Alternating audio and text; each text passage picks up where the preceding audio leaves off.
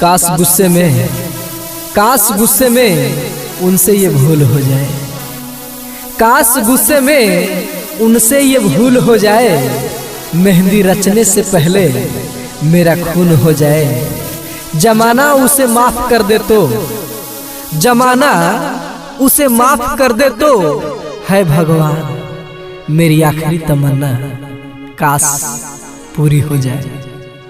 तू ले ले जान मेरी, तू ले ले जान मेरी, जो तेरे काम आ जाए। तू ले ले जान मेरी, जो तेरे काम आ जाए। मरकर ही शायद ये, मरकर ही शायद ये दीवाना तेरा प्यार कर पाए। जल की शोभा कमल से है, जल की शोभा कमल से है, फल की शोभा फूल। जल की शोभा कमल से है, फल की शोभा फूल।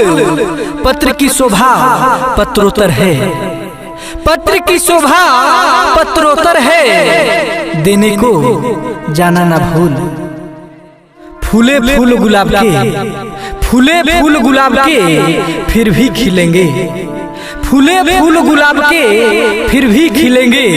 अगर जिंदगी है तो, अगर ये जिंदगी है तो सच कहते हैं दोबारा मिलेंगे।